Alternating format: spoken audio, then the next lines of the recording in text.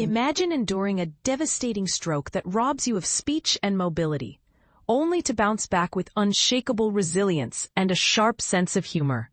That's the incredible journey of Tim Curry, the legendary actor who's charmed audiences for decades. But here's where it gets controversial.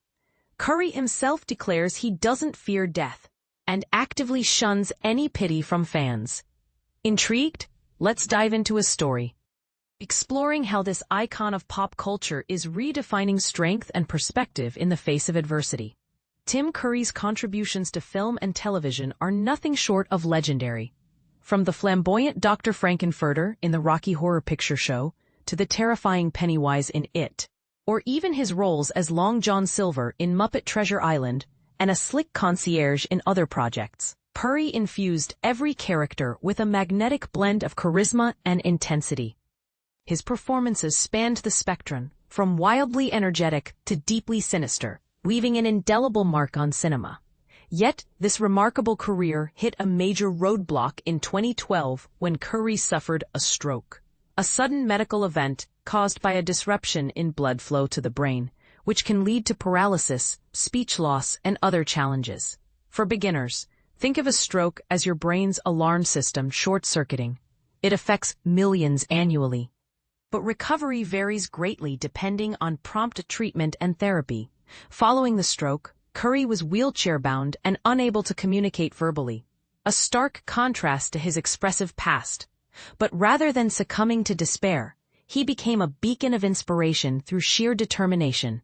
After undergoing brain surgery and intensive rehabilitation, think daily exercises to rebuild muscle control and speech therapy to retrain vocal cords, he regained his ability to speak. Now, he's sharing his experiences with his signature wit, proving that perseverance can turn tragedy into triumph. In a recent profile on CBS Sunday Morning, Curry opened up to host Ben Mankiewicz with surprising candor.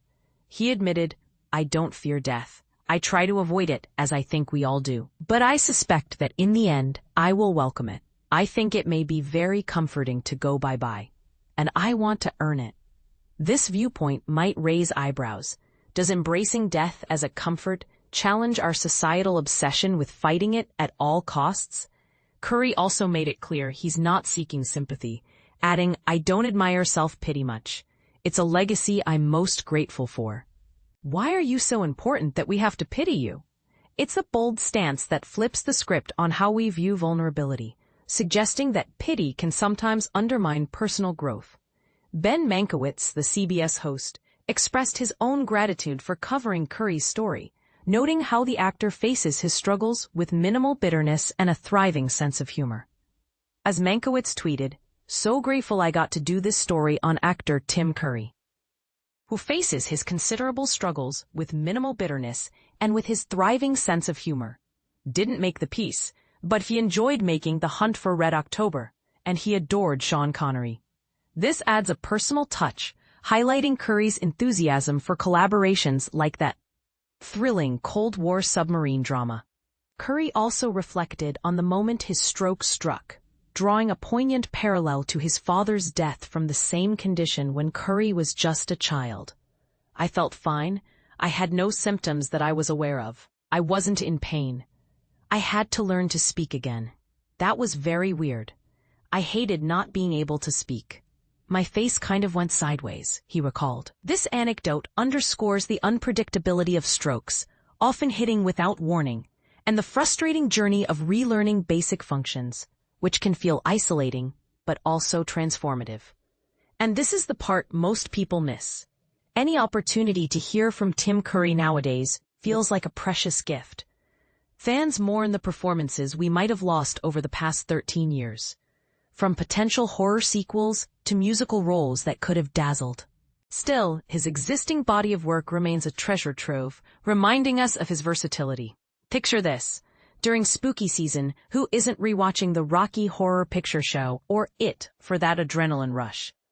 And come holiday time, who can resist the festive chaos of Home Alone 2? These films exemplify Curry's knack for blending humor, horror, and heart, making him indispensable on our screens.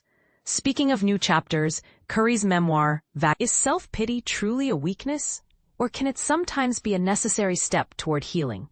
And when it comes to death, should we fear it less and live more fully, as Curry suggests? I'd love to hear your thoughts. Do you agree with his perspective? Or do you see a counterpoint worth debating? Share in the comments below. Let's keep the conversation going.